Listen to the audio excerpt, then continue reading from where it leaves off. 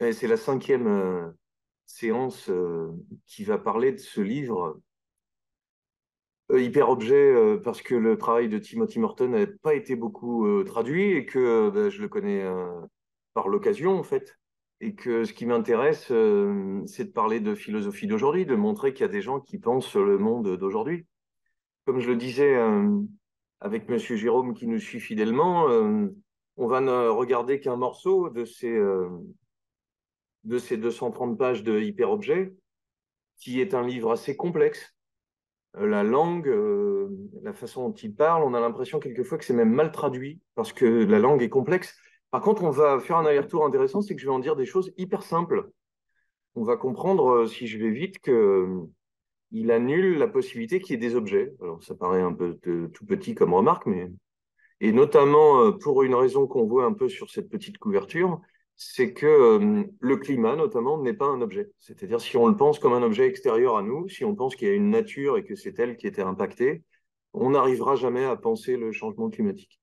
Et que si on n'en voit que des effets parce qu'on prend un coup de soleil ou parce qu'il y a une canicule, on n'arrivera pas à penser à un objet global qui inclut du passé. Le pétrole, c'est du passé. Et le pétrole qui va manquer, c'est du futur. Il parle d'hyper-objet parce que c'est une masse critique énorme qui annule le fait qu'on puisse être, nous, des sujets avec un objet en face de nous. Bref, je vais essayer de simplifier cette petite notion en prenant les chapitres du livre, voilà, qui est hyper-objet, en m'arrêtant sur les 5 particularités qu'il va donner qui sont assez marrantes parce que vous comprenez qu'il a une formation qui vient de la littérature. Je vais y revenir un instant sur ses travaux. Il dit que les hyperobjets sont visqueux, ils sont non localisés, ils ont une ondulation temporelle, il y a du phasing, c'est-à-dire qu'on n'en voit qu'un tout petit bout à un moment donné. Il va parler d'interobjectivité. C'est assez facile à simplifier. Et donc, on pourrait dire, mais attends, vous nous dites qu'il y a un truc très compliqué que vous allez très simplifier, c'est déjà pas mal. C'est déjà pas mal. Mais ce qui est intéressant, je ne vais pas parler du temps des hyperobjets et de la dernière partie, c'est qu'il y a deux choses très passionnantes.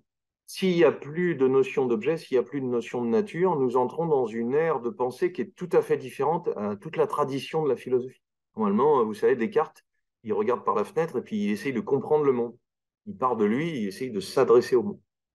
Et on va comprendre assez rapidement que cette notion, les hyperobjets ne sont pas forcément que le climat.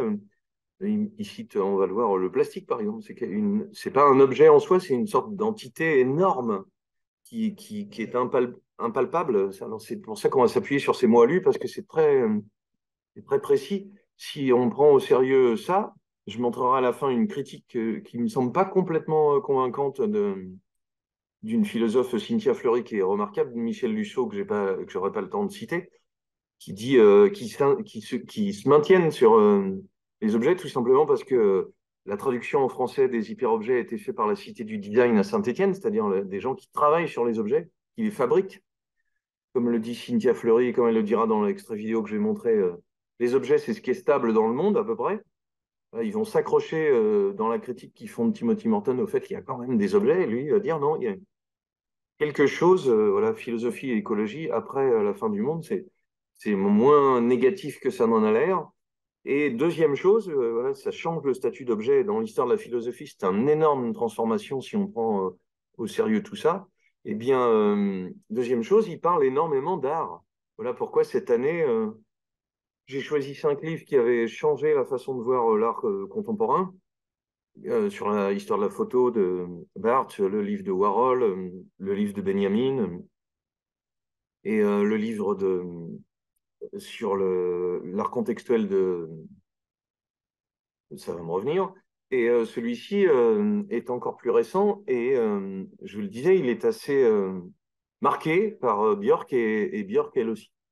On va voir qu'il utilise des objets et qu'il va nous faire voir des œuvres d'art d'une façon tout à fait étonnante. Alors, ce qui est intéressant, c'est que dans la critique que fait Lusso dans un colloque qu'on trouve en ligne sur YouTube de la Cité du Design de Saint-Étienne, justement, il essaye, entre guillemets, de rabaisser. On pourrait analyser sa critique. Ça serait intéressant d'expliquer en quoi la critique de Lusso est pas pertinente. Et ce sera un exercice presque à faire dans une classe. C'est-à-dire qu'il commence en disant qu'il vient de l'histoire de la littérature.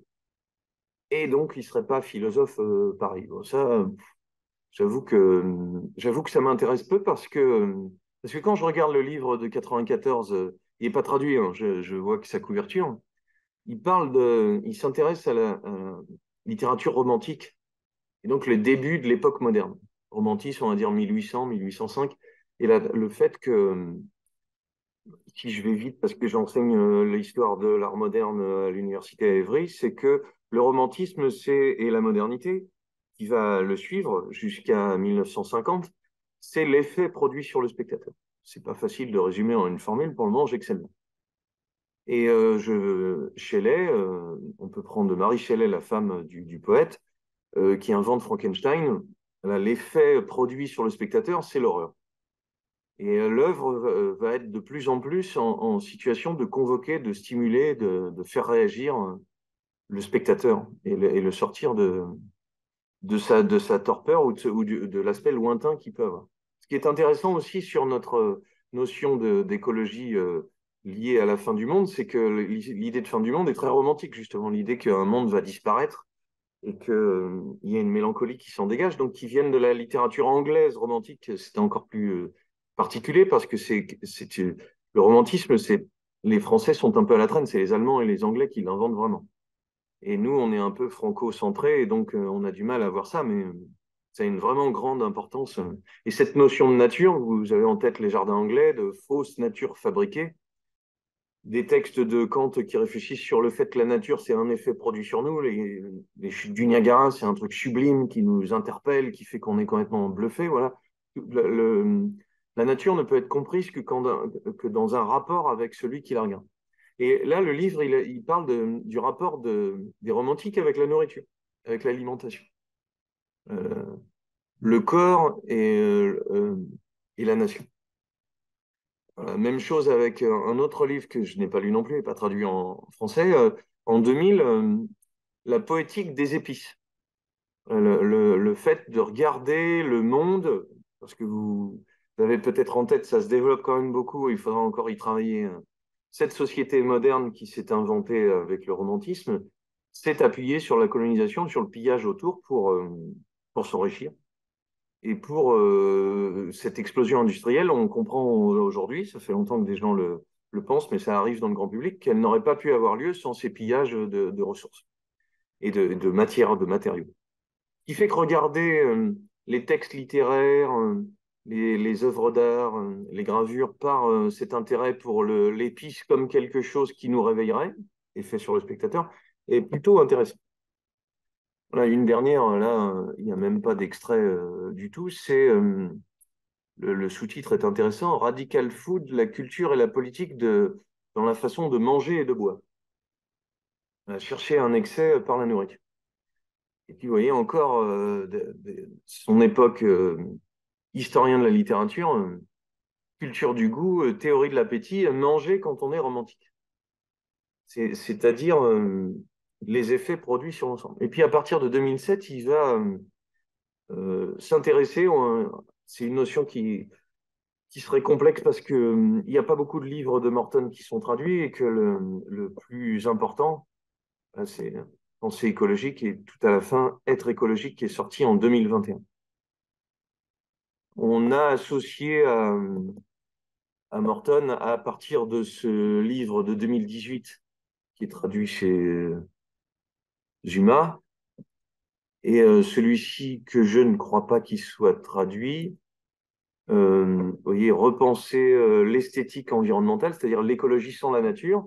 Je viens d'expliquer que la nature est une notion très importante. Si on va très vite et que vous vous réveillez à la fin de cette conférence dans moins d'une heure, la nature n'existe pas ou la nature était une fiction qui n'existe plus parce que tant qu'on maintient une idée qu'il y a une nature, on ne pourra pas penser la transformation climatique. Voilà, ça, c'est le gros résumé. Et ça a un impact sur l'esthétique et sur l'art.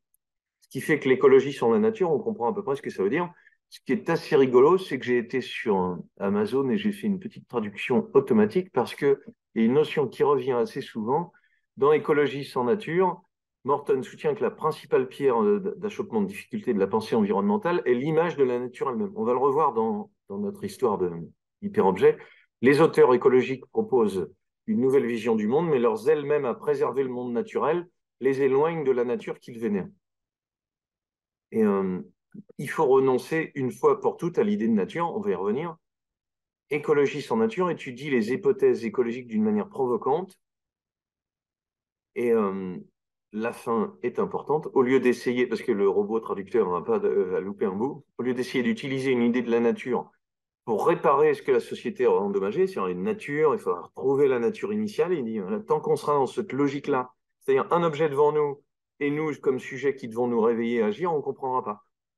Si on va vite aussi pour que tout le monde se repère, voilà, vous avez compris que sur la philosophie dans le lien aux animaux, dont j'ai parlé un peu avec Corinne Pelluchon, avec des gens qui pensent de plus en plus le rapport aux non-humains, nous faisons partie d'un ensemble et il n'y a pas les humains et les autres.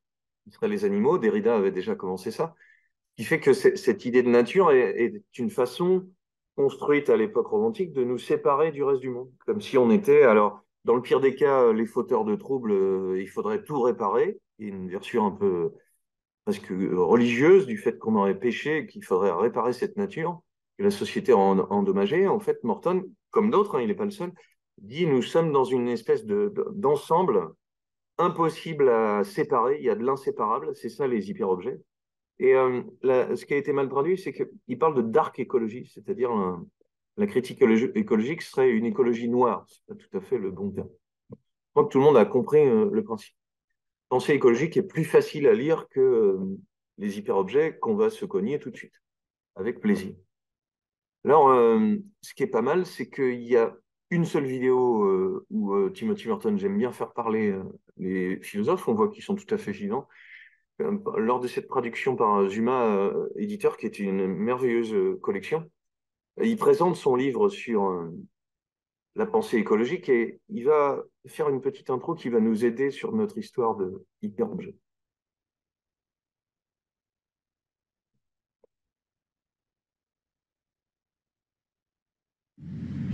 Hi there, my name's Tim.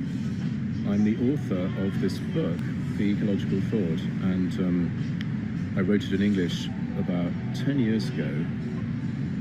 It was my favorite book to write from a purely writing point of view, because I just wrote it in 3 pages and then I just kept adding more and more sentences to those 3 pages until the whole thing was ready. So I feel myself like it's one of my most integrated books, and I feel like it's one of the most solid kind of through composed arguments that I've ever made. I'm really, really proud of it, and I'm really honored that Zulma chose this one to publish first. That's so great. I'm trying to argue that, you know, ecological thinking means that we realize that we're all interconnected in some way. Nous sommes tous interconnectés d'une manière ou d'une autre à la biosphère. C'est-à-dire que je suis un morceau de particules et je suis un morceau de poussière de choses qui sont très longtemps avant moi. Et il n'y a pas de raison de se séparer de toute cette structure qui nous a amenés à être ce qu'on est. Et donc, vous comprenez, je crois, où je veux en venir, c'est-à-dire que cette idée de l'hyperobjet est massive, globale, inséparable, et c'est l'impact qui fait que je vous disais, on va avoir quelque chose d'assez simple finalement, mais qui a des impacts, qui a des conséquences très très importantes. C'est que vous allez comprendre, si vous tenez jusqu'au bout, qu'il n'y a pas de passé pour cette raison-là, puisque les choses qui nous constituent sont le fruit d'autres choses qui étaient là avant. More or less in this thing that we call the biosphere, and that this means that traditional concepts that we have, like nature, you know, don't really work because nature implies that, you know, there's something over there, you know, called nature, something over there, right? Like, or maybe it's in here, maybe it's in my genes, but it's never actually this thing, right here. But precisely that's the issue, you know, the ecological awareness means that we are part of a biosphere and we have an effect on it. It's very simple, but the implications for thinking are incredibly profound. One of the things is that the beings in this network, the beings in this... L'idée de maillage est un élément très important de ce livre.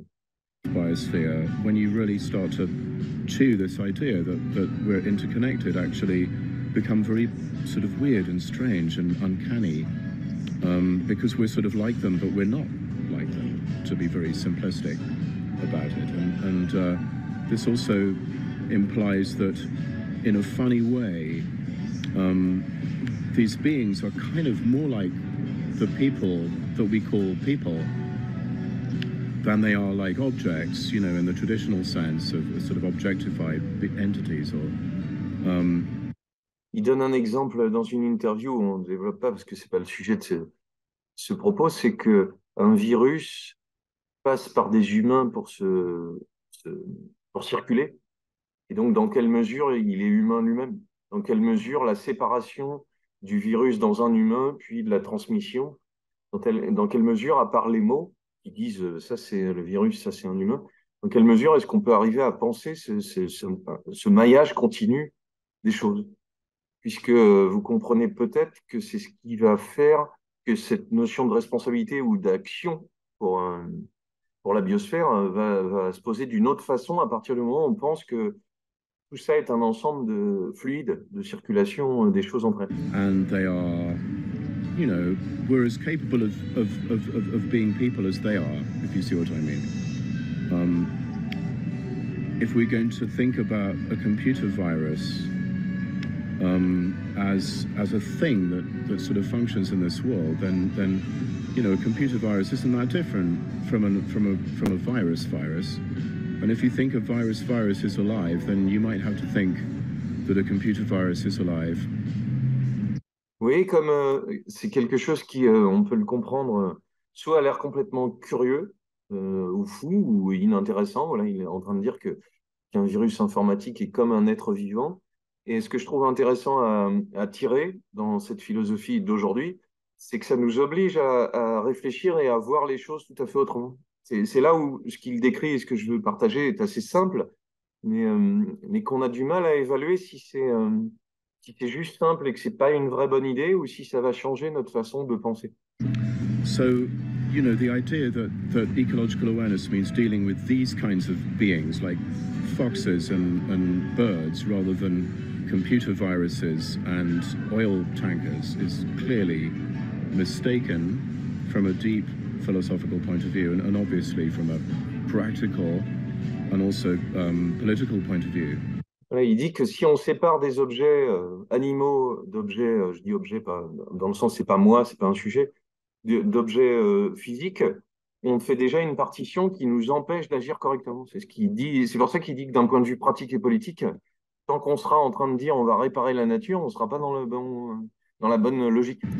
So I hope this book really helps ecological awareness and politics, because it's a foundational book. You know, it shows you kind of the wiring under the board of why ecological action is the right action to be doing at this time. Voilà, accessible, absolument. Alors, ce qui va permettre, si on s'en arrêtait là, ça ferait 15 minutes de simplification pour voir ces enjeux et l'endormissement.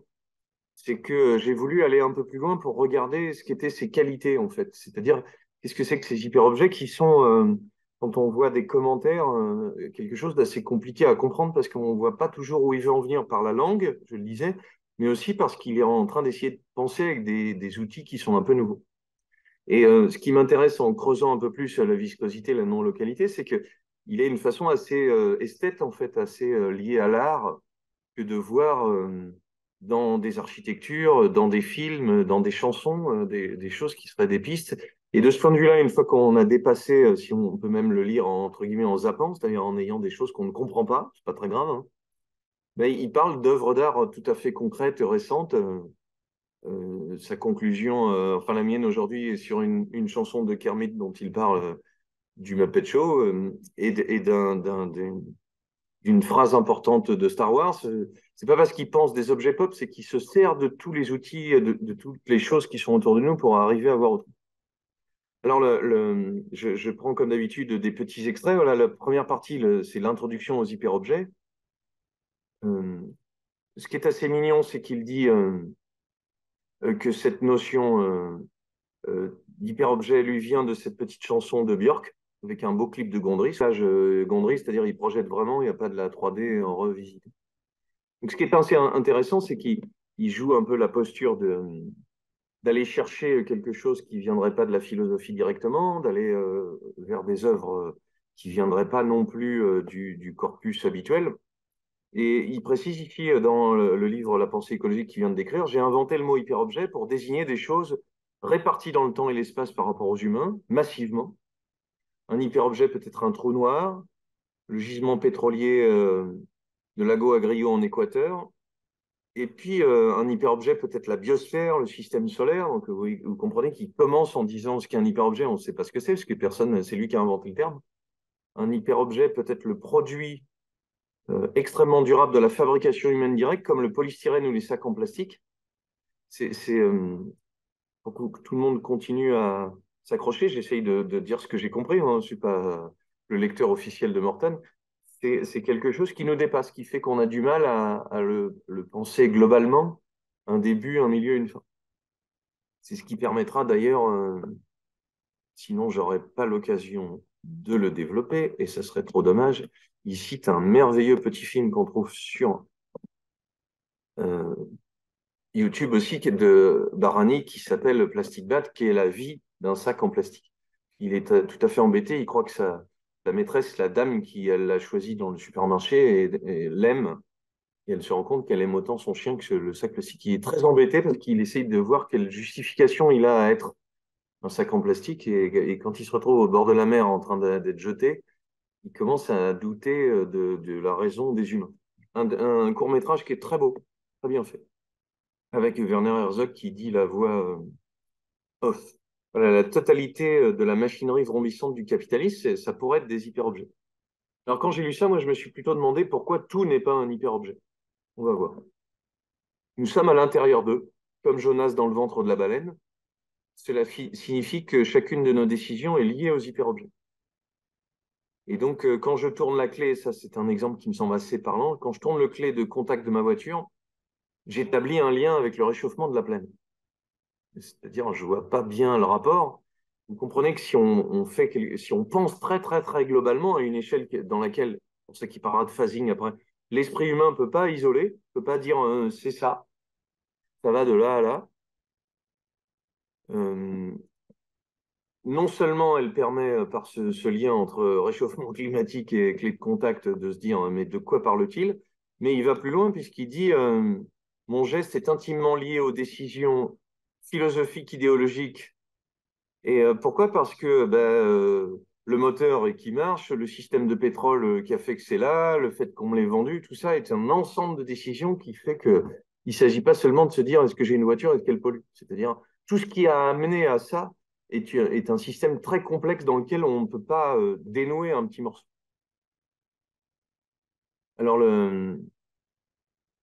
qu'est-ce qu'il dit pourquoi est-ce qu'il faut que ça parle d'hyperobjet? C'est que, en fait, si on veut prendre du recul, et si on accepte de quoi cette notion d'hyperobjet peut nous permettre d'avoir ce recul, c'est tout simplement que euh, ça permettra de comprendre que la solution, elle n'est pas individuelle, qu'elle n'est pas forcément à l'échelle d'un État, qu'elle est très très globale, qu'elle est dans le temps, et puis qu'elle est un problème pour nous tous, mais aussi pour les exploitations les plus directement capitalistes. C'est tout simplement que cette notion d'hyperobjet, hein, on pourrait encore dire, c'est pas du tout son cas, hein, que le problème que pose l'écologie, c'est un problème qui se pose à l'individualisme, c'est-à-dire à beaucoup de politiques très à droite, individualisme, nationalisme. Voilà, allez, je lisais ça il y a pas très longtemps, un article dans Télérama sur la fin de vie, puisque Emmanuel Macron a dit qu'on allait trouver une fin de vie à la française, et un des spécialistes de ces questions-là en France dit c'est pas à la française, qu'est-ce que c'est que ce truc? C'est notamment ce que des Suisses, des pays du Nord ont déjà depuis 20 ans réglementé le droit, les pratiques autour de ces questions-là, et que les Français ont envie d'en causer et de réfléchir à qu'est-ce qu'on pourrait proposer. Et donc il dit mettre de la nation dans une question comme ça, c'est complètement bizarre. Alors, il est vraisemblable que la tactique du président, c'est justement de cajoler ceux qui sont plutôt nationalistes. Mais la solution aux problèmes environnementaux, elle ne peut pas être à l'échelle d'un pays. Elle ne peut pas être à l'échelle d'une ville. Discuter avec un ami qui s'occupe d'une ville dans le 77, la majeure partie des pollutions de cette ville du 77 vient de la CIS, de la route alentour. Et donc, on peut transformer la façon de s'alimenter, on peut transformer les types de déplacement des gens de la ville, mais l'échelle d'action, elle devient très, très complexe à mettre en place. C'est ce qui fait que le Covid, notamment, une grosse catastrophe qui nous est tombée sur la gueule, a permis exceptionnellement d'avoir une échelle d'action qui était très, très globale. Par contre, on comprend aussi avec cette phrase, je la trouve assez importante, même si c'est une fin de chapitre, que c'est pour ça aussi qu'il y a des réactions nationalistes, racistes, anti-intellectualistes, parce que il y a toutes ces notions sur lesquelles on s'appuyait quand on croit au fait que c'est l'individu qui doit s'en sortir tout seul, qui doit y arriver, qui doit faire des efforts, et je n'ai rien contre cette idée, j'y participe moi-même, mais pour l'écologie, ça marche pas. Pour la question environnementale, ça ne marche pas, c'est impossible. Et c'est pour ça qu'il ajoute peut-être pour le capitalisme proprement dit. Alors, les notions en question, c'était l'intro à qu'est-ce que c'est qu'un hyperobjet. On a dit qu'il y avait 5 notions: viscosité. Voilà, je n'accède pas aux hyperobjets à travers une distance. Les hyperobjets sont ici, dans mon espace social et d'expérience. Ils sont tout le temps là, partout. Et puis, il dit, c'est un peu comme sur le rétroviseur des voitures américaines, il y a un petit slogan qui, pour lui, est presque de la philosophie. Les objets vus dans un miroir sont plus proches qu'ils ne paraissent. Et il dit, il y a une difficulté toute première qui fait qu'il parle de viscosité, c'est qu'on ne peut pas mettre de distance entre cette question écologique et moi. C'est pas, il y a quelque chose qui fait que je dois m'engager. Quand je tourne la clé de ma bagnole, quand je mange, quand je me coiffe, enfin, je me coiffe. Tout est continuellement une question environnementale. Ce qui fait qu'il ajoute, non seulement je suis incapable d'instaurer une distance entre les hyperobjets et moi, mais il devient aussi plus clair de jour en jour que la distance est une construction idéologique qui fait qu'on a mis la nature, oui, retour à la nature. C'est pas, il n'y a pas quelque chose vers quoi on doit retourner. Et il dit, si la schizophrénie, c'est de penser qu'il y a cette nature qu'on va réparer. Tant qu'on est encore dans ça, on n'arrivera pas à être dans un domaine qui est plutôt actif, et la question de l'action va être une question pour lui. Alors, il dit, l'exemple est un peu gore, hein, mais c'est assez plaisant. Un bébé vomit du lait caillé, il apprend à distinguer le vomi, le non vomi. On met ça dans un mouchoir, le parent essuie le lait dans un mouchoir, jette le tout dans les toilettes. Maintenant, on sait où ça va. Avant, ça partait dans un ailleurs, c'est-à-dire on jetait à la poubelle. Pas notre question. Que ce soit parce qu'on fait attention à la flotte, on voit sur les trottoirs, vous savez, sur les plaques d'égout, tout ça part dans la mer. Et donc, il y a un début de pensée avec des conséquences un peu plus holistiques, un peu plus globales, ce qui va nous aider. Voilà. Et puis, dans la poubelle, voilà, on ne se posait pas la question. Le fait un petit peu qu'on recycle fait qu'on fait attention à ça, et puis le fait que petit à petit arrive une idée qui paraissait régressive longtemps qu'il faut faire de déchets, ça sera plus efficace encore. Voilà, toutes ces notions-là ont supprimé ce que nous jetions avant dans une dimension totalement différente appelée ailleurs. Et vous comprenez que ça va avec cette idée de nature qui n'existe pas. Il n'y a pas de ailleurs. L'hyperobjet, c'est pour ça qu'il est visqueux, c'est que tout est tout le temps là. Voilà. Maintenant, nous savons la vérité, ce n'est pas vers le mythique pays d'ailleurs, mais vers l'océan Pacifique que vont nos déchets ou vers un site de traitement des eaux usées. La connaissance de l'hyperobjet Terre ou de l'hyperobjet biosphère nous offre des surfaces visqueuses d'où rien ne peut être ôté par la force. Là, c'est pas je jette et je m'en fous, c'est tout le temps là. Et donc, la question de savoir où ça va et ce que ça fout là nous pose problème. Cette intimité intense s'accompagne d'un sentiment d'irréalité. Voilà, c'est ce qui fait que après 1945, l'immense échelle de l'hyperobjet donne l'impression que les êtres plus petits, les humains, les pays, les continents, sont une illusion parce que on commence à comprendre que les hyperobjets sont visqueux. Il n'y a pas moyen de prendre une distance avec eux. Je ne pourrais pas développer, mais il a un grand chapitre très intéressant sur les témoignages des gens qui ont vu la bombe nucléaire à Hiroshima, et qui, chacun a un point de vue sur ce grand flash qui est apparu dans le ciel, et chacun a cru qu'il était au plus près du feu, et chacun, dans sa dimension, a l'impression qu'il connaît ce qui s'est passé. Et en fait, Morton dit tous ces récits eux-mêmes, bien, déjà parce qu'ils glacent le sang, ne suffisent pas à dire ce qui s'est passé encore plus global. On a toujours l'impression que par la vision, on va voir un morceau qui va nous faire comprendre que, et puis on va s'attaquer, ça va nous emmener vers une deuxième partie dans 2 secondes, à une idée un peu rationnelle qui vient de Descartes, que une chose aurait une conséquence sur une autre, puis une autre, puis une autre, et qu'on pourrait remonter la chaîne des causes. Voilà. À partir du moment où tout est global et tout est une conséquence de tout, c'est pour ça qu'il emploie le mot viscosité, on ne peut pas s'en dépêtrer. Là, il dit, c'est au pétrole que nous devons d'avoir percé un trou dans la notion du monde. Tout est continuellement relié. Alors, il cite un exemple qui est assez mignon. Alors, j'en ai pris un petit extrait vidéo parce que c'est parlant. C'est que eh ben, Neo, dans Matrix, il a l'impression...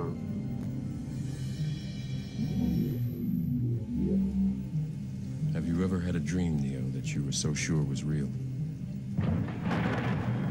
What if you were unable to wake from that dream? How would you know the difference between the dream world and the real world? This can't be. Be what? Be real? It's going into replication. Hey, Pop, still nothing. Let's go. Voilà. Non seulement le miroir ne fait pas que refléter, il a quelque chose de plus, il est visqueux lui aussi. La chose même qui nous sert à nous refléter devient un objet à part entière, liquide et sombre comme le pétrole, dans la pénombre de la pièce où Neo a ingéré la pilule rouge. La lecture habituelle de cette scène, oui, s'appuie vraiment sur des films, des œuvres d'art, et que la réalité de Neo se dissout. Cependant, si l'on reste au niveau du miroir gluant, on obtient une lecture tout aussi forte. C'est pas la réalité qui se dissout, c'est pas le miroir qui est pas un miroir comme prévu, c'est Neo. C'est-à-dire, il n'est plus un sujet éloigné des choses, les choses et lui sont mélangées. C'est pas la réalité, mais le sujet qui se dissout. Vous vous rappelez que dans la définition vraiment très traditionnelle de l'histoire de la philosophie occidentale, beaucoup, il y a un sujet, moi, et un objet, quelque chose qui est jeté devant moi. On va dire, Descartes fait ça. Il y a déjà ça chez les Grecs, chez certains Grecs. Et c'est un peu, bon, ça serait trop long et je n'en aurais pas la compétence, mais c'est ce qui différencie bien Platon d'Aristote, ce rapport aux objets. Plus je me débat pour comprendre les hyperobjets, plus je découvre que je ne puis m'en débarrasser. Ils me recouvrent, ils sont moi, je suis comme Néo dans Matrix, qui porte jusqu'à son visage sa main badigeonnée de substances miroirs. Les objets vus dans un miroir sont plus proches qu'ils ne paraissent. Quand je suis dans ce monde, je ne peux pas penser le monde sans être dedans continuellement. Quand je regarde le soleil qui brille sur les panneaux solaires de ma toiture, je contemple le déploiement du réchauffement planétaire. Et à la fois, je vois quelque chose qui est en train de se faire, que j'ai acheté, je suis content de l'utiliser. En même temps, je vois et je ne peux pas me rendre compte que c'est aussi ce réchauffement planétaire qui est en action. Des composés de carbone et d'autres molécules de la haute atmosphère amplifient l'intensité brûlante du Soleil dans la grande vallée de Californie. Pourtant, je ne vois pas le réchauffement planétaire en soi. Voilà, c'est la clé, elle est là. C'est que je sais que c'est une des actions du réchauffement planétaire, mais je n'en vois qu'un petit morceau. Je ne peux donc pas avoir une vue de toutes les conséquences qui sont autour de ça. Voilà, cette complexité dont je suis témoin, c'est pas seulement une impression que ça me fait subjectivement, mais c'est un lien entre la lumière du soleil, les panneaux solaires, le toit, mes yeux. Le réchauffement de la planète n'est pas ici. Et c'est la deuxième notion qui va arriver assez vite. Les hyperobjets sont non locaux puisqu'ils sont là, pas là, tout en même temps. C'est pas de la science-fiction, c'est une façon de voir le problème climatique autrement que celui de notre rapport à des animaux qu'on va manger ou pas. Voilà, et l'exemple qui est un peu punk que j'aime bien, vous avez compris qu'il est un peu punk à l'occasion, après le vomi de bébé, des perturbateurs endocriniens pénètrent dans mon corps, ma peau, mes poumons, mon alimentation. Voilà. On sait très bien qu'on est rempli de plastique tout doucement. J'ignore si j'ai mangé quelque chose de dangereux ou si c'est en me promenant dans un champ de Norfolk. Il est anglais, hein. Vous avez vu qu'il avait un petit accent anglais merveilleux. Où l'air était chargé de l'odeur âcre des pesticides. Voilà. Dans quelle mesure ce que j'ai ingéré, ce qui est en moi, sur quoi on a très peu de conséquences. Vous savez que Aujourd'hui, quand on a des cancers de la plèvre, on fait tout de suite l'hypothèse qu'il y a peut-être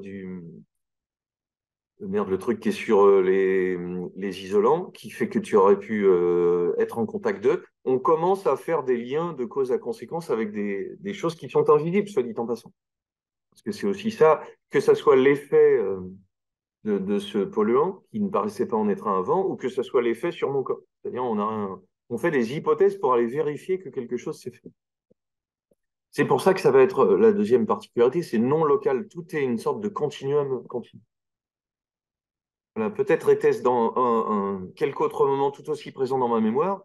Et cette phrase qui est très intéressante, c'est les statistiques n'arrivent jamais à signaler un lien causal direct. C'est-à-dire, on sait que les cancers de la plèvre, nanana, on sait que le contact avec, ça va me revenir quand même, tout le monde le sait à ma place, l'isolant, et c'est par la statistique qu'on a vu qu'il y avait telle situation avec telle maladie. Par contre, les statistiques ne fabriquent pas la causalité. On a du mal on voit une fréquence de cancer, on voit une fréquence de contact avec cette matière, et on n'arrive pas à, on finit par en faire par statistique la probabilité que c'est la cause. Mais on a du mal, et c'est le problème de cette viscosité, de cette non-localité, que tout soit tellement global qu'on va avoir du mal à savoir, entre guillemets, de quoi on est malade ou de quoi on meurt, puisque tout est continuellement une exposition. Les hyperobjets semblent habiter un système causal humean, c'est le philosophe anglais Hume, je vais en parler dans 2 secondes, où association, corrélation, probabilité sont les seules choses dont nous disposons pour le moment. Voilà, parce que l'exemple est beaucoup plus concret que de connaître la philosophie d'Hume. Voilà pourquoi il est si facile pour l'industrie du tabac, entre autres, de nier le réchauffement de la planète. Il n'existe pas de preuve directe d'un lien causal. Et là où je trouve Morton très intéressant, parce qu'on pourrait, je disais que des critiques, je vais en montrer, disent que voilà, les objets, ça continue à exister, c'est qu'en disant qu'il y a quelque chose qui est tellement massif qu'on a du mal à le penser, qu'on a du mal à lui penser un début, une fin et un effet sur nous, c'est que bah, dans les faits concrets, c'est assez juste qu'on peut nier cette transformation parce qu'elle est à une échelle pour nos yeux trop petite, que ce soit le soleil sur mes panneaux solaires ou son augmentation, la fréquence à l'échelle d'une année, d'une décennie en disant ouais, la transformation, on la voit pas bien. Là, on voit bien qu'il y a plus de vent, par exemple. Mais quel effet causal peut-on y trouver?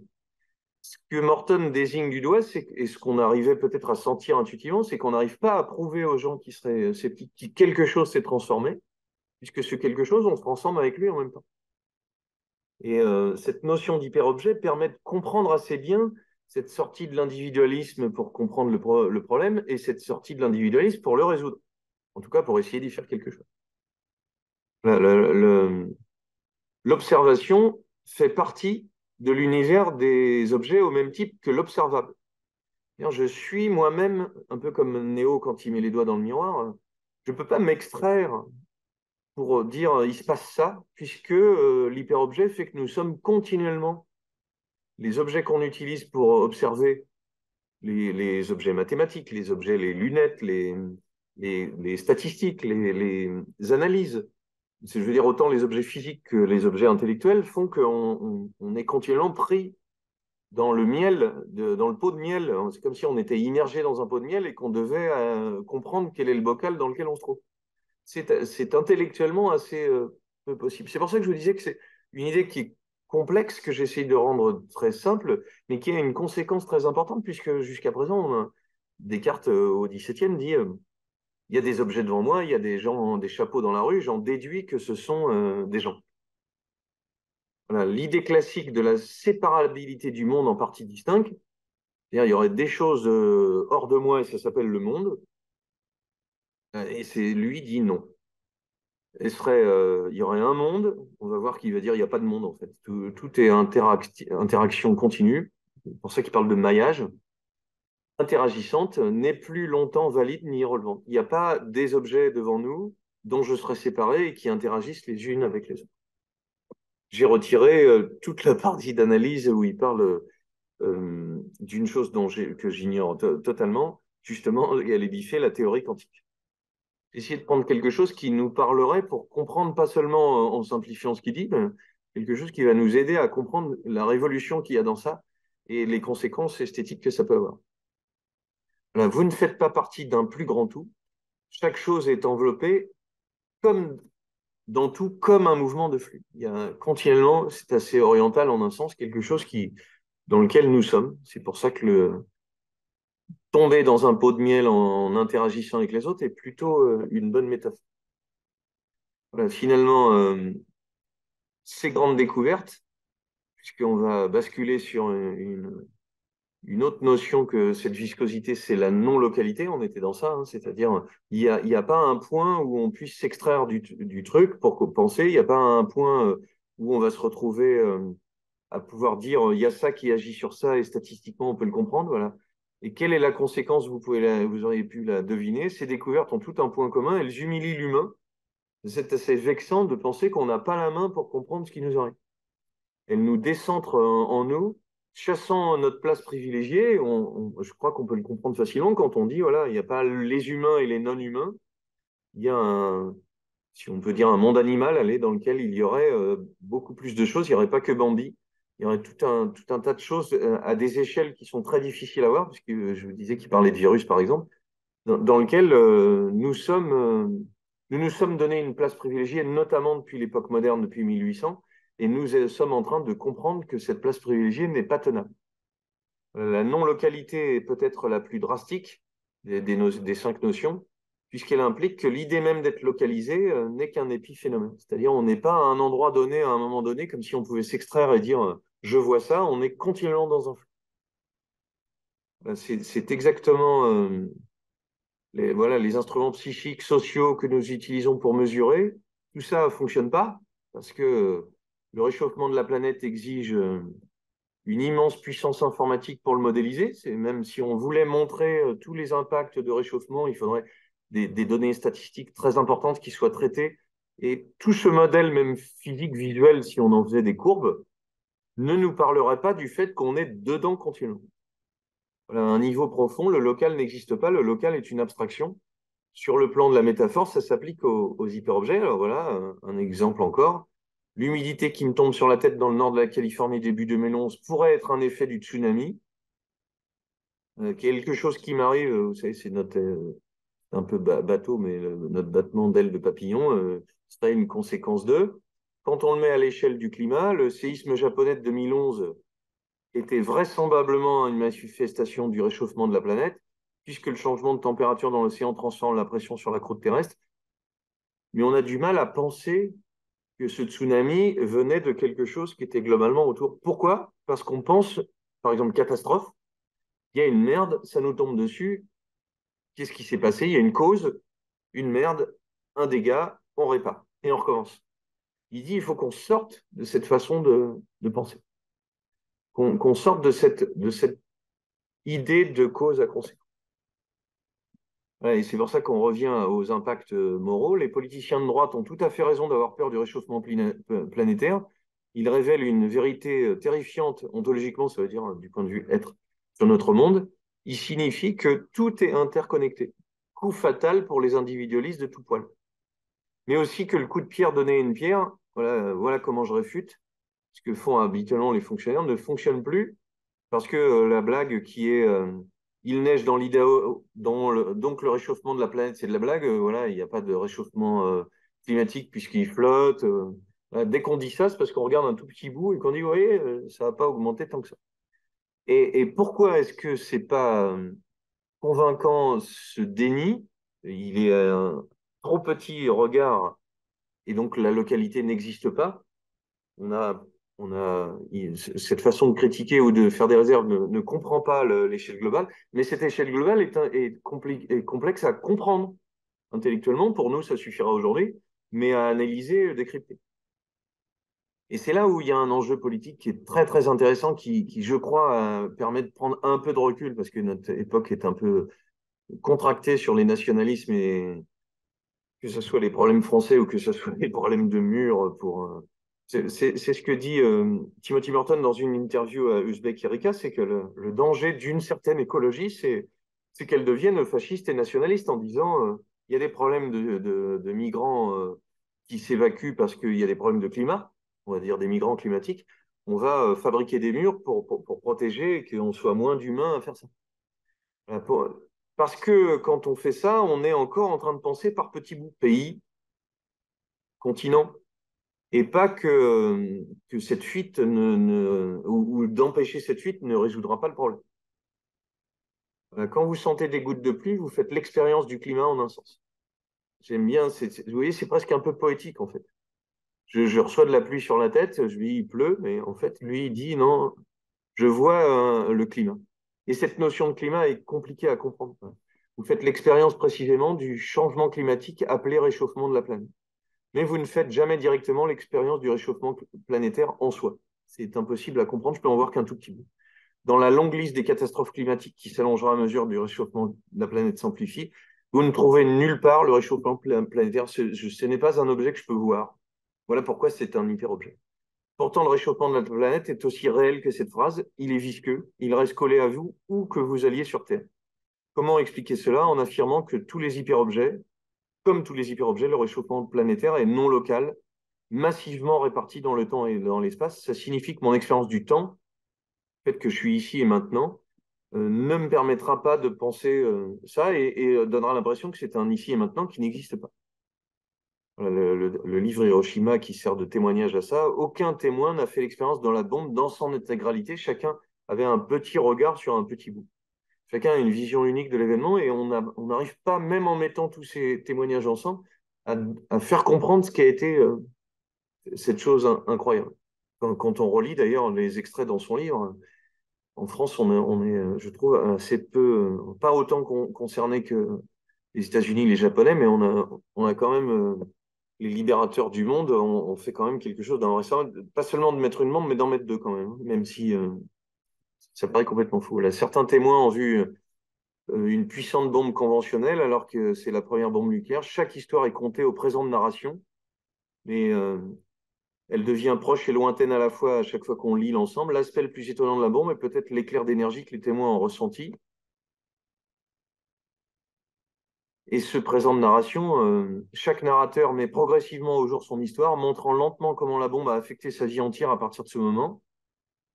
Mais ce qui fait que c'est impossible à raconter, c'est qu'en plus, cette bombe continue dans leur corps. Donc, c'est une histoire qui n'est pas un événement ou un fait. C'est pour ça qu'il dit, et qu'il va développer de plus en plus, que le présent n'existe pas. Pas seulement parce que, dès que je l'ai dit, c'est du passé, mais que à cette échelle de pensée globale, on n'est plus, ça devient difficile d'expliquer un fait tout seul. Voilà. Du point de vue du pétrole, ma voiture, c'est un dé à coudre. Pourtant, de mon point de vue, le pétrole est ce qui donne à l'Amérique son aspect actuel. Voilà. Les autoroutes, les mauvaises herbes qui poussent entre les traverses pourries d'une voie ferrée, c'est aussi l'exploitation du pétrole, la fabrication de la voiture, le développement des routes et le paysage fabriqué. Ce qui a l'air d'être un paysage ancien, même s'il est industriel, c'est quelque chose qui vient de très longtemps avant. Voilà, de mon point de vue, finalement, si je vais dans le global, j'habite un phénotype étendu qui sont ordinateur, bureau, lumière, rue, enfant et assiette. Et il s'amuse à dire que dans quelle mesure le Timothy Morton est à la fois sa pensée, sa bouche, ses fringues, ses enfants, son travail, son enfance. Voilà, si on fait, on n'arrive pas tellement à fixer ce point. Quand je pense à la non-localité, je ne dis pas que ça doit s'évaporer. Il n'y aurait pas quelque chose de plus ou moins local. Et c'est pour ça qu'il le disait dans l'interview filmée. Il y a quelque chose de bizarre en fait dans les notions qu'il apporte. Et peut-être que ça suffirait d'ailleurs de trouver que on comprend assez bien ce qu'il veut dire, mais on ne voit pas pourquoi il dit ça ou où il veut en venir. Et peut-être que ce doute suffit déjà à faire penser, à prendre de la distance et que ce serait le début de la philosophie. Quand je cherche l'hyperobjet pétrole, je ne le trouve pas. Le pétrole, c'est plein de choses à la fois, qui va de la pierre au début jusqu'à la pollution à la fin, en passant par ma voiture. On a laissé non-localité, on prend le troisième qui s'appelle ondulation temporelle. voilà, plus on peut aller un peu plus vite puisque ça se termine, on a du mal à voir un objet à un moment donné. Voilà, le temps, nous ne pouvons pas voir le bout. Les hyperobjets sont nécessairement inquiétants. Ce que je disais sur les conséquences sur la santé de quelque chose, il compare avec une toile de Chirico dans laquelle on a envie de voir une porte, puis une porte, puis une porte, puis une porte. Il s'appuie très souvent sur des métaphores, sur des exemples d'œuvres d'art, ce qui est une façon de vraiment bien visualiser et de se poser des questions parce que il dit pas qu'il a les réponses. Voilà, il dit le temps fait des plis et aplatit.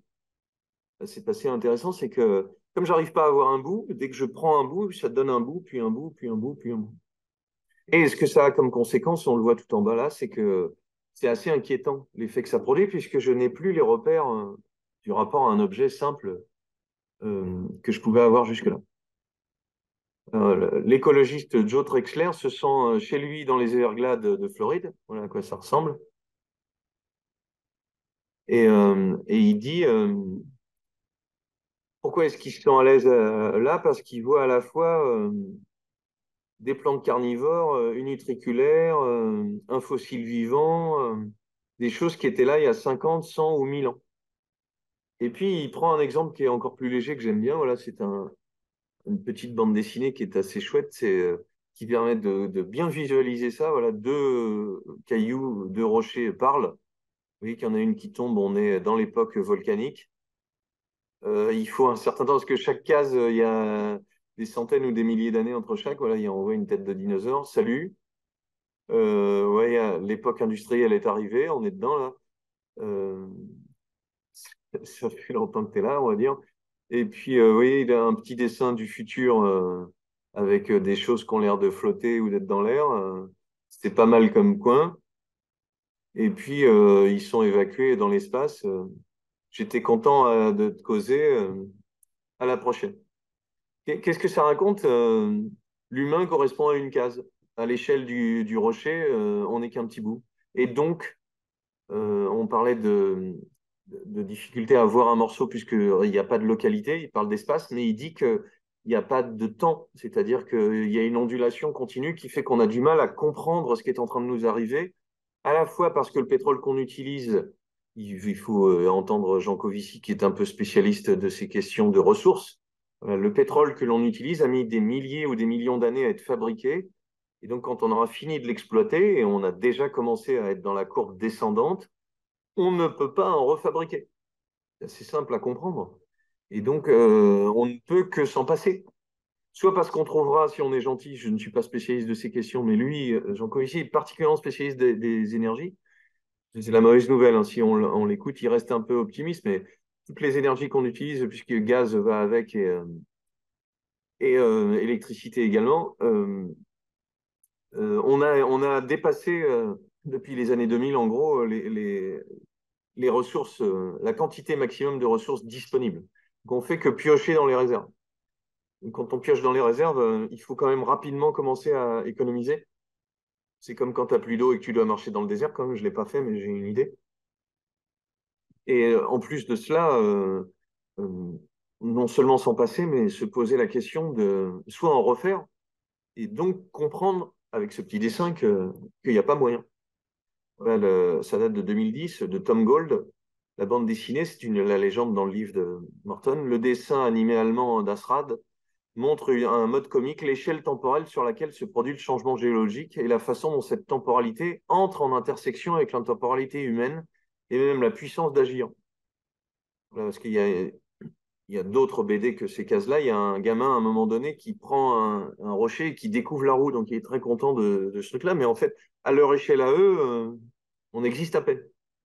Voilà, si on prend cette métaphore-là, on comprend assez bien ce que notre échelle de vie humaine, mais d'espèce humaine, fait qu'on faudrait qu'on fasse moins les malins. Voilà. Et il s'appuie sur Adorno. Je reviens maintenant, on a nos deux bouts qui peuvent s'assembler. Il n'existe pas de nature vierge ou de nature qui existerait avant qu'on l'ait polluée ou avant qu'on l'ait découverte. Tout ça n'est que de l'histoire. Tout ça, c'est du temps qui est passé, même ça.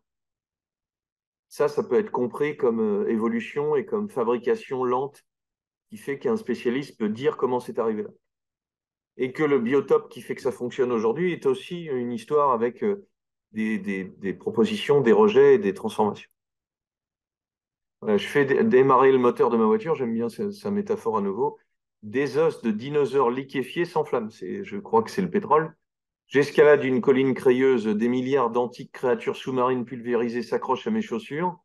Je respire, la pollution bactérienne de quelques cataclysmes archéens emplit mes alvéoles pulmonaires, nous l'appelons oxygène. Même ce qui semble tout à fait naturel et tout à fait là immédiatement, voilà, je respire, tout ça a une histoire aussi. Et donc, cette compréhension de l'échelle globale pose problème à cette notion d'histoire. Voilà, il précise que même quand il tape une phrase sur le clavier de son ordinateur, il y a des tas de choses qui sont là bien avant. Voilà, le pétrole est le résultat de quelques sombres collisions secrètes entre rochers, algues et plancton il y a des millions et des millions d'années. Quand vous regardez du pétrole, vous regardez le passé. Les hyperobjets s'étendent tellement dans le temps qu'il devient impossible de les contenir mentalement. C'est assez amusant comme notion. Amusant dans le sens où ce qui est décrit est plutôt inquiétant, mais amusant parce qu'il nous met au défi intellectuellement. Ces échelles temporelles gigantesques sont vraiment humiliantes au sens où elles nous forcent à comprendre combien nous sommes proches de la Terre. L'infini est plus facile à affronter. Alors, je ne développerai pas, mais il dit finalement, penser l'infini, c'est une notion qui vient avec Kant. On peut se faire une idée de l'infini. Par contre, des échelles temporelles immenses en millions d'années, c'est pas pensable. Il paraît très curieux que l'infini soit quelque chose qui soit pensable, hein, le monde infini des astres, mais quelque chose d'autre que ça. Et c'est une idée qui est assez romantique. Voilà, le voyageur contemplant la mer de nuages de Friedrich de 1817, c'est la période de prédilection ici on est en Allemagne, mais du romantisme anglais qui a étudié Morton à ses débuts. C'est ce rapport à une nature qui ne serait plus un objet, mais quelque chose de sublime qui nous transporterait.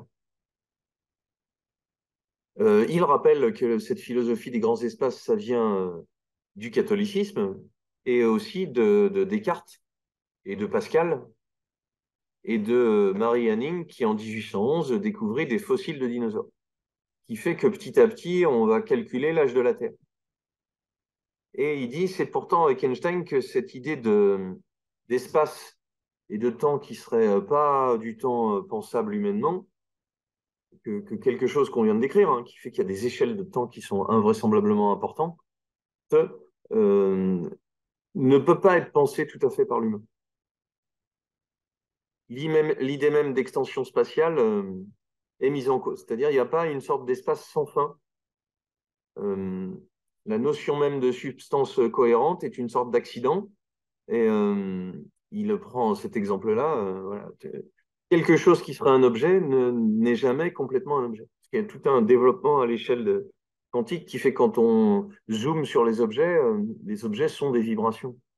Si je peux essayer de tenter de résumer ce que j'ai compris, mais à une échelle très très petite, les objets sont des frictions d'atomes notamment. Et donc on a du mal il s'appuie sur tout un corpus de sciences pour faire comprendre que cette ondulation de temps, elle est aussi à l'échelle physique. Voilà, les montres molles correspondent bien à cette réalité. Il n'y a pas de substance cohérente. Voilà, il n'y a pas un espace, un temps continu. Tout cela, couleur, forme, objet, interaction avec, est une transformation continue. Les hyperobjets mettent fin à l'idée que le temps et l'espace sont des sortes d'espaces vides dans lesquels il y aura les objets. C'est Descartes qui disait ça. Voilà, le monde est devant moi, je le regarde et il y a un espace autour qui s'appelle l'espace. Non, en fait, on ne peut pas séparer ces choses, nous, vous l'avez compris, mais aussi les objets de ce qui est autour. C'est 1900, donc cette époque de Einstein, on va dire, que le temps et l'espace deviennent pensables comme effet des objets plutôt que comme des conteneurs. Et c'est ce qui fait qu'il y a quelque chose de très étrange, en fait, qui se détache. J'en arrive à la quatrième partie. Sur 5, on est presque au bout. Voilà, il existe un temps qui n'est pas prévisible, qui fait qu'il n'y a pas de chronologie, qu'il n'y a pas de calcul politique. Et il fait un jeu de mots, il existe un ailleurs ailleurs. Et c'est ce qui fait que les hyperobjets nous permettent de comprendre quelque chose qui ne s'appelle pas futur, qui est quelque chose de plus grand, qui fait que futur au sens où on pourrait se projeter, où on pourrait, il le dit d'ailleurs, la société industrielle capitaliste qui nous vend des objets dit demain ça sera comme ça, demain on aura autre chose à faire, demain ça va se résoudre, que ce soit technologiquement, que ce soit pour s'acheter des choses et s'adapter. Il dit les hyperobjets, ils nous obligent à penser que c'est pas demain, c'est pas notre rapport à demain qui doit être pensé, c'est déjà notre façon de penser tout court. Il est impossible de manipuler correctement les hyperobjets. Cette aporie entraîne un dilemme. Nous n'avons pas le temps de nous instruire à fond sur ces hyperobjets. Et si je le dis d'une façon très simple, peut-être même je trahis Morton quand je dis ça, je ne peux pas me cultiver sur le réchauffement climatique en globalité. Je ne peux pas comprendre tout ce qui se passe. Ce serait trop complexe en fait, ce serait trop de temps. Et peut-être même que j'aurais pas le temps de ma vie humaine pour le faire. Parce que je suis face à un hyperobjet et donc à quelque chose qui nous pose des problèmes globaux. Un effet frappant du réchauffement planétaire, c'est une asynchronie, c'est-à-dire il n'y a plus de synchronicité entre les choses. Les événements de la vie végétale et animale sont plus synchro, c'est-à-dire que concrètement, en plus, il y a des changements de temporalité, de saison, qui fait que cette transformation de rapport au temps, elle est aussi très concrète. Les humains sont pris dans des interactions de phase de temps, c'est-à-dire il y a des décalages entre ce qui devait se passer, ce qui devait arriver. Même à un moment donné dans une interview, les proverbes sur le temps qu'il va faire, sur le fait que s'il se passe telle chose à telle période, on pourra prédire que, vous savez, les petits à la Saint-Médard, à la Saint-Bernabé, etc. Même tout ça est en train de s'exploser, donc on n'a plus de possibilité de se projeter dans le temps qu'on nous a appris. Et c'est très angoissant déjà, c'est très inquiétant. Et c'est ce qui va appeler phasing, c'est-à-dire comme on n'a pas de pensée globale, comme on n'a pas de l'espace, on voit que des petits bouts, et qu'on n'a pas de possibilité de comprendre globalement l'ensemble, c'est la massivité des hyperobjets qui fait qu'on est pris par un petit morceau coupé de quelque chose d'autre. Voilà, phasing, c'est qu'il y a des choses qui ne sont pas en phase mutuellement. C'est un peu plus petit. Voilà. Et l'exemple est tout à fait beau. Napangati peint ce genre d'objet. Et oui, j'ai mis l'artiste parce que ça permet qu'on voit la taille de l'objet et ce que dit, c'est un réseau de petites lignes les unes par rapport aux autres.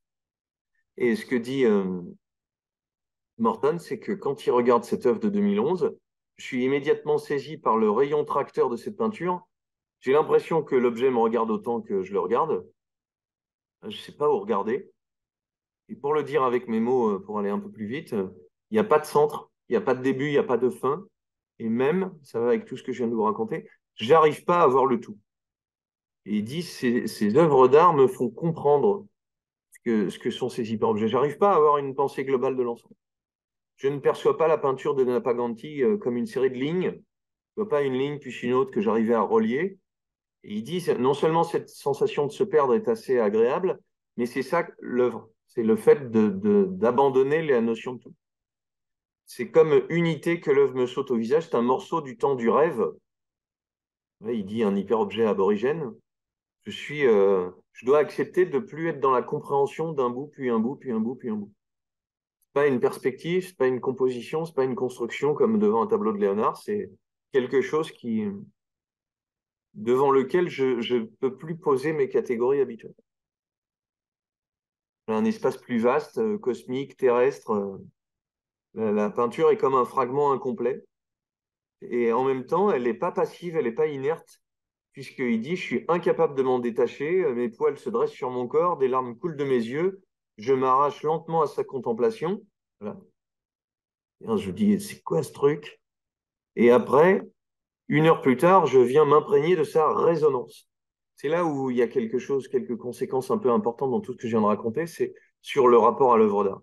Pourquoi je l'ai mis dans les 5 livres qui comptent sur le XXe siècle, c'est que nous sommes dans un rapport de résonance aux œuvres, on n'est plus dans un rapport de compréhension, on n'est plus dans un rapport où on doit tout saisir. On peut prendre des bouts, j'invente des exemples qu'il n'a pas utilisés forcément. Je regarde un petit bout de Pollock et je vois, il cite aussi voilà, Napaganti, il cite aussi Brigitte Riley, qui fait de l'art optique. Il dit en un sens, les deux le bouleversent, mais que le travail de Napaganti est beaucoup plus puissant. Voilà, j'ai une sorte d'ondulation qui se fabrique, je ne sais plus où j'en suis, mais c'est cet effet que produit l'œuvre sur moi qui va être, euh, qui va m'obliger à regarder un petit morceau. Voilà. Je suis en phase avec le monde humain, tantôt hors phase, c'est ça les hyperobjets. Ils occupent un espace de phase de dimension élevée, ce qui les rend impossibles à voir comme un tout. Et donc, comme je ne peux pas tout voir, je vois un petit morceau et que je considère comme un petit morceau. Voilà, ils ne sont pas localisés, ils sont dans une ondulation temporelle, ils sont visqueux, je peux pas, comme un pot de miel dans lequel. Et donc, je dois accepter que mon regard n'est qu'un petit morceau qui va plus ou moins se connecter avec le reste. Et ça me permet, je trouve, de regarder autrement ça qui fait que c'est pas juste un effet d'optique. Le travail de Brigitte Riley, qui est anglaise également. C'est pas juste un jeu de torsion qui fait que les points dans un certain ordre, ben, j'ai l'impression que ça tourne. Et moi, en histoire de l'art, j'ai tendance à le présenter comme ça, ce qu'on appelait l'art optique of art. Là, on est en 1964. Voilà, il y a quelque chose de l'ordre de l'expérimentation quand je suis en train de regarder cette œuvre de Riley, un tour de force optique. Mais ce que j'aime dans ce que me dit Morton, c'est qu'il me fait, moi, regarder autrement ce travail. Il me dit, ça m'oblige à accepter que je ne peux pas tout regarder. Ça m'oblige à jouer le jeu d'être dans une phase d'un morceau, comme si j'entendais un bout de musique et pas tout le reste. Ce bout de musique, je sais que c'est pas la totalité, et ça me dit déjà quelque chose du reste. Nous ne pouvons voir les hyperobjets que par fragments. La raison pour laquelle ils semblent non locaux et temporellement raccourcis, c'est ce caractère transdimensionnel. Nous n'en voyons qu'une partie à la fois, comme le tsunami ou la radiation nucléaire. Voilà, tout ça sent. Ah, si j'ai bien fait le travail, tout devient collé. Voilà. Les hyperobjets, c'est pour ça que la métaphore avec l'iceberg est tout à fait intéressant. Quelque chose dont je ne vois pas la totalité. Voilà pourquoi vous ne pouvez pas voir le réchauffement planétaire. Il faudrait occuper un espace de dimension élevée pour le voir se dérouler explicitement. C'est pas pensable. Voilà pourquoi ça chatouille des politiques et voilà pourquoi ça questionne notre collectif. Parce que quand on est une catastrophe moralement grave, c'est que soit une catastrophe nous fait agir, parce qu'on se dit OK, soit des pays, souhaitons que ce soit le moins possible, hein, je ne fais pas d'ironie, je ne suis pas cynique, euh, des pays autoritaires peuvent imposer des réactions au réchauffement climatique, puisqu'ils peuvent l'imposer collectivement. Et donc, ce qui est tout à fait moralement une grosse question, c'est que des pays démocratiques n'arriveraient pas à prendre conscience de ces hyperobjets et agir, ce que d'autres arriveraient à faire. Ce qui serait bien, c'est que tout le monde le fasse. De quel tentacule affreusement complexe serait pourvue une telle entité? Je ne vois qu'un petit morceau, et ce petit morceau, je l'appelle ouragan, parce qu'il détruit la Nouvelle-Orléans, mais ce n'est qu'un petit morceau. Je ne vois que de courts fragments de cet objet gigantesque lorsqu'il entre en intersection avec mon monde. Je suis devant quelque chose qui me dépasse. Rappelez-vous qu'au tout début, il n'a pas cité, il a parlé du plastique, par exemple, aussi. Il a parlé du capitalisme. Ce sont des objets sur lesquels je ne vois qu'un petit fragment. Et puis, il cite Shelley, justement, dont il est spécialiste, le poème Mont Blanc. L'univers éternel des choses a son flux dans l'esprit. Les choses qui sont tout autour de moi. Et il y a dans ce poème Mont Blanc, le Mont Blanc, lui, toujours là-haut. Parce que la montagne est comme un phare, elle apparaît, elle disparaît, elle réapparaît. La montagne est tantôt en phase, tantôt hors phase. C'est pour ça que la critique de Luchot qui dit que Morton n'est d'abord qu'un critique littéraire, spécialiste de romantisme, est pour moi très critiquable. C'est pas une raison d'ailleurs, c'est pas parce qu'on n'est pas philosophe agrémenté qu'on ne peut pas penser, mais aussi que justement, il me semble que cette compréhension du rapport à la nature qu'avaient les romantiques lui fait comprendre des choses qu'on a du mal à penser, lui fait peut-être oser lâcher la notion d'objet qui serait extérieur à nous et s'appuyer sur de la poésie pour le faire comprendre. Voilà, nous ne voyons qu'un morceau des choses continuellement. Penser les choses comme nature, c'est les penser comme une continuité limitée par le temps et l'espace. Et il dit la nature, c'est une peinture accrochée au mur d'un musée. La nature, si c'est ça, on la comprendra jamais et nous n'arriverons pas à agir avec elle, en elle, puisque c'est là qu'on se trouve.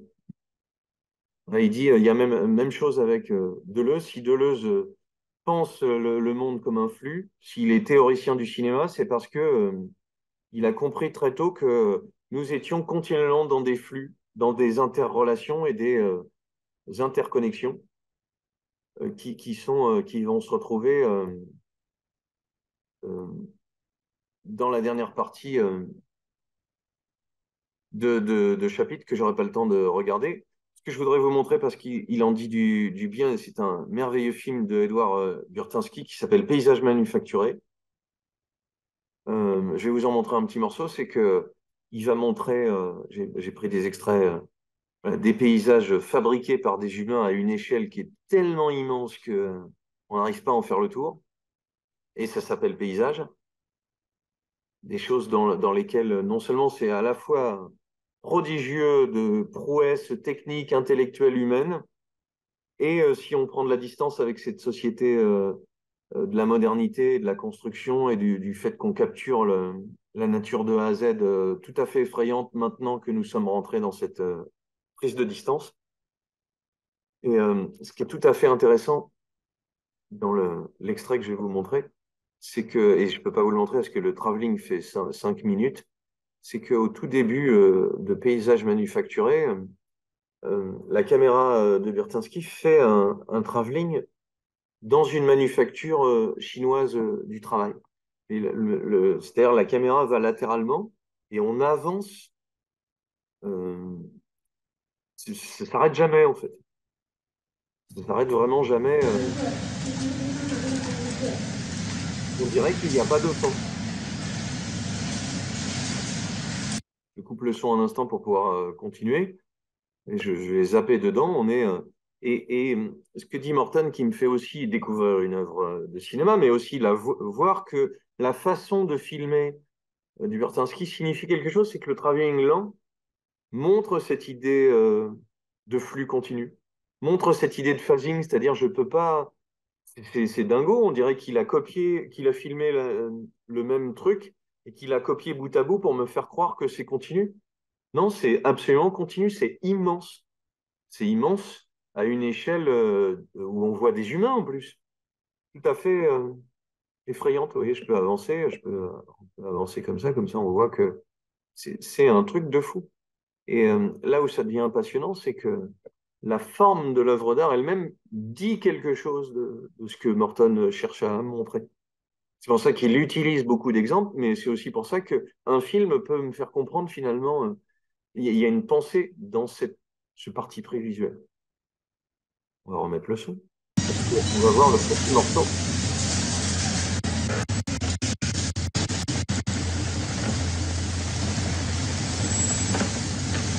dans lequel le réalisateur parle.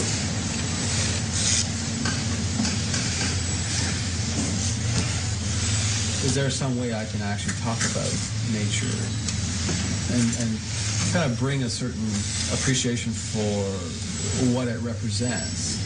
That we come from nature and that we have to understand what it is so as not to harm it and then ultimately harm ourselves. That there is an importance to have a certain reverence for what nature is.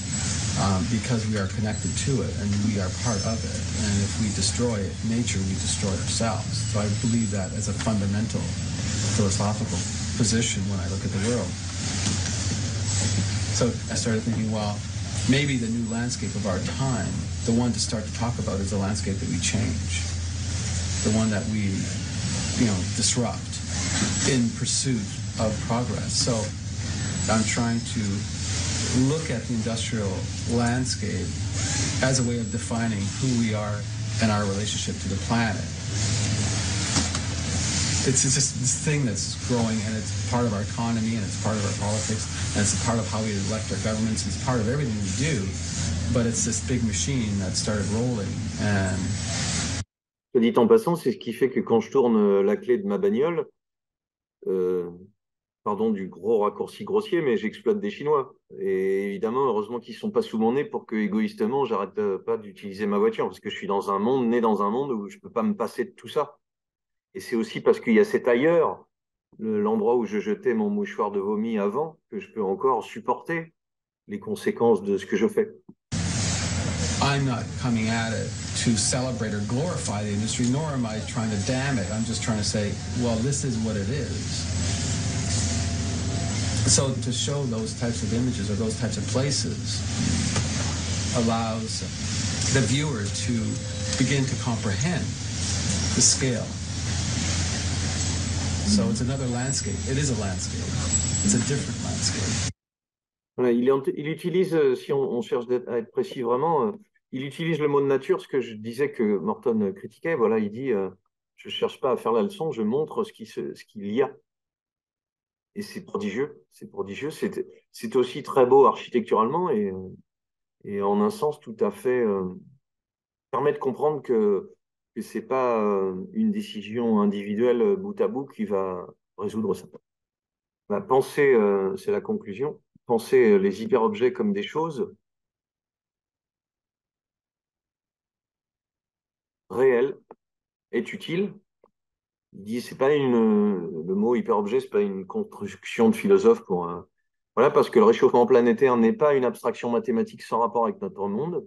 Les hyperobjets n'habitent pas un au-delà de concepts dans ma tête ou ailleurs. Ce sont des objets réels qui affectent d'autres objets. Ça aussi, pour la philosophie, c'est assez intriguant. La vision philosophique qui se cache derrière l'idée que les objets sont une chose,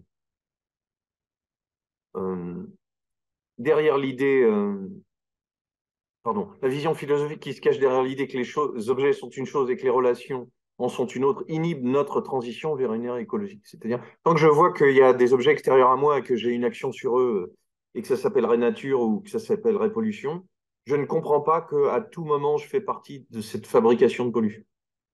On n'est pas en train de dire qu'on fait des conneries, on est en train de dire que c'est notre façon de penser le rapport à ce que l'on fait, à ce que l'on produit, à ce que l'on consomme, qui va changer notre façon de faire. Autre exemple, le travail de Judy Natal, qui prend en photo, ça s'appelle Future Perfect, 3 sites différents, une réserve du désert de Las Vegas, Biosphère 2 qui était en Arizona, et puis des paysages géothermiques de l'Islande. Voilà, elle prend trois endroits qu'elle prend en photo et qui fait que les objets eux-mêmes ont l'air d'être un peu pris dans un monde qui est à la fois, on ne sait pas si on doit le désirer, ce futur parfait, ou si on doit s'en méfier. Voilà, la notion de temps lui-même est questionnée par le fait que ces personnages sont dans un environnement qui les mange, dans lequel ils ont l'air d'agir sans lequel pouvoir s'en dépêtrer. Là, il y a une interaction des objets continuellement. Je suis passé voilà, le temps des hyperobjets, la fin du monde, parce qu'il dit, c'est plutôt rigolo, vous sortez du supermarché, quelqu'un vous dit quel drôle de temps aujourd'hui, et je résume en plaisantant, il dit, vous ne pouvez pas tout à fait répondre à cette question quel temps aujourd'hui, parce que vous dites, il va me parler du réchauffement planétaire. Et il dit, il y a quand même une conséquence intéressante, c'est que c'est quelque chose que tout le monde comprend maintenant. Vous ne pouvez plus parler de la pluie et du beau temps avec une inconnue. La présence du réchauffement planétaire pèse sur la conversation comme une ombre menaçante. Et c'est plutôt un bien aussi. Ça permet de comprendre qu'on est continuellement de mieux en mieux conscient de ça. Voilà. Qu'est-ce qui s'est passé qui est résumé là? L'idée que nous vivons dans un monde, la nature n'a plus aucun sens, sauf comme une nostalgie. C'est la révolution industrielle qui avait produit ses effets et c'est terminé. Voilà, cette façon de voir un rapport au monde a été créée, la révolution industrielle est en même temps que le romantisme, hein, c'est quand même pas rien comme rapprochement. Il révèle que ce que nous prenions pour le monde fiable n'était qu'un mode de vie. Voilà, les forces comme le soleil, l'humidité, les humains appelaient ça avant canicule, c'est-à-dire un temps à un moment donné avec une chose, une cause, un effet, un phénomène. Et maintenant, c'est plus un accident, une canicule, c'est quelque chose qu'on n'avait pas pensé qui s'appelle le climat, c'est-à-dire une chose globale, un hyper-objet. Voilà. Alors il dit une dernière chose, je relance en disant c'est la conclusion, j'ai vraiment fini. Il dit quelque chose qui est assez provocateur que j'aime bien, c'est qu'il dit, par exemple, quand il y a des panneaux solaires ou des éoliennes, je trouve ça moche parce que ça gâche le paysage. Et là aussi, je vais le traduire avec mes mots, mais il dit, sauf que le paysage que ça gâche, il est lui-même construit, en fait. Voilà, Voilà, pourquoi une turbine éolienne serait moins belle qu'un oléoduc? Pourquoi gâche-t-elle la vue plutôt que les routes? Je vois une route avec des arbres, je trouve ça très beau. Tout est construit en fait. Et il fait deux hypothèses. Déjà, cette première m'intéresse beaucoup en se disant, oui, finalement, mon choix esthétique, qui fait que ça c'est beau, ça c'est pas beau. Ouais, c'est parce que je m'y suis habitué, parce que sans doute des peintres, des photographes, des cinéastes l'ont montré, c'est que les routes c'était beau et qu'une bagnole c'est beau. Mais c'est assez récent, sa construction comme sa valorisation. Première question sur le monde que construit l'art en moi, c'est-à-dire j'accepte le monde grâce à l'art. Puis une deuxième chose, c'est qu'il dit aussi que sans doute ce qu'on n'aime pas, c'est que c'est en train de nous montrer cette transition. Voilà, les champs d'éoliennes ont une ampleur et une magnificence effrayantes. On pourrait les voir comme quelque chose de sublime plutôt que beau. Mais il dit aussi, ça a quelque chose d'éthique, et c'est peut-être ça qui nous pose problème quand on les critique, c'est il dit, nous choisissons de ne pas utiliser le carbone. Voilà, il y a quelque chose de choisi dans ça, qu'il n'y a pas dans la route ou dans la plantation d'arbres. Il n'y avait pas un choix qui dit, je veux changer la façon de consommer. Je suis même pas en train de dire, et même de savoir si c'est judicieux ou pas, si c'est une bonne façon de faire une transition écologique ou pas, j'en sais rien du tout. Je réfléchis à ce qu'il est en train de dire seulement, c'est déjà pas mal. C'est de dire, finalement, le paysage qui est devant moi, que je crois être nature, n'est pas une nature, il est complètement construit. Mon regard lui-même, pour l'apprécier, est construit. Les mots que je mets dessus, beau, sublime, est construit. Et en plus, ce paysage récent dit quelque chose de ce qui est en train de se passer. Et c'est ça qui peut-être me dérange aussi. La visibilité même du choix qui rend les éoliennes troublantes, le choix visible plutôt que des tuyaux qui courent en secret dans le sol, voilà. Il y a plein de choses qui passent dans le sol, des égouts, des câbles de gaz, des câbles d'électrique et des conduits de gaz qui ne me posent pas de problème. Et là, il y a quelque chose qui est devant moi et qui vient me troubler parce il est dans le paysage, mais il dit en fait, il n'y a pas de paysage. Voilà, les paysages, c'est une peinture. C'est quelque chose qui n'est pas la réalité de l'eau que je touche, qui me tombe sur la tête ou que je bois. Alors il dit, qu'est-ce qui reste du monde? L'intimité. Nous avons perdu le monde. Le monde comme totalité signifiante est inimaginable. En fait, il n'existe pas. Voilà, ce qui était une construction. Donc, si on le prend au sérieux, il vient de déboîter Descartes et la tradition philosophique depuis l'époque moderne. Hein, c'est pas rien. C'est pour ça que soit on a affaire à quelqu'un qui a l'intuition de quelque chose de très puissant et qui va se développer, ce que croit Björk, d'autres artistes qui lisent Timothy Morton, ou alors quelque chose qui est incompréhensible. C'est la critique et réserve qu'en fait Cynthia Fleury, Michel Lusso. Voilà, triple bravo pour la prétendue fin du monde, parce qu'il dit, il y a quand même quelque chose d'optimiste là-dedans, c'est que c'est le commencement de l'histoire, la fin du rêve humain, qui fait que tout était fait pour nous. Nous avons maintenant la perspective de forger de nouvelles alliances entre humains et non-humains. Maintenant, nous sommes sortis du cocon du monde. Voilà, si je prends à une toute petite échelle, c'est pas dans le travail de Morton, mais voilà, les animaux sont pas des outils pour nous, même si on les exploite depuis très longtemps. On a un rapport à eux puisqu'ils sont un petit coup de pollen par une abeille. C'est pas un outil, voilà, c'est parce que ça nous donne des légumes que je vais manger. Tout ça est une façon de comprendre le monde tout à fait différente quand on a augmenté l'échelle. Il n'y a pas de dehors dans le temps des hyperobjets. Première phrase de conclusion. C'est comme si on parcourait un zoo pour trouver l'animal, alors qu'en fait, il y a plein de sortes d'animaux. On ne peut pas penser quelque chose de global qui s'appellerait monde. Ce sont soit des tout petits morceaux sur lesquels on n'a qu'un tout petit bout à regarder. Voilà à quoi ressemble Timothy Morton. Et la critique que faisait Cynthia Fleury, c'est ça sur laquelle je viens de zapper. Je vais en laisser un tout petit morceau qu'on retrouve facilement sur Internet dans cette colloque. Je répondis sur le fait et qui me... Voilà, Cynthia Fleury à gauche et Michel Lusso à droite. Pose problème, c'est comme si... Enfin, c'est ce qu'on dit tout à l'heure, c'est-à-dire comme si l'artificialisation qui est la nôtre aujourd'hui ou la production d'artefacts qui sont les nôtres aujourd'hui sont arrivés à ce point qu'ils produisent des objets qui ne permettent plus de faire tenir le monde ensemble. Et donc, vous avez un retournement, si j'ose dire, où même vous avez une vocation, et c'est ce qu'aurait pu dire un Gunther Anders, avec la honte prométhéenne, quand il a posé ce concept de honte prométhéenne et qui voulait simplement dire que l'homme maintenant produisait une technique qui précisément ne était plus forte que lui, et donc il n'avait plus la main sur cette technique, et donc nous n'étions pas dans, comme tout à l'heure a dit Michel, vers un univers de la maîtrise, mais précisément vers un univers de la démaîtrise, ou de la sous-maîtrise, ou de la soumission, si on veut pousser plus loin. Et dans l'hyperobjet, il y a quelque chose aujourd'hui, mais peut-être que je me trompe, qui met toujours en faillite l'humanisme de l'homme, comme si cet objet avait comme une vocation, pas d'humiliation, mais voilà, comme si ça se retournait. Nous avons méprisé l'inséparé, et bien de toute façon, l'inséparé n'est pas méprisable. Morton a répondu tout à l'heure, il y a une humiliation dans l'hyperobjet, c'est-à-dire pour l'humain, c'est assez désagréable de penser que quelque chose nous dépasse et qu'on n'a plus la main.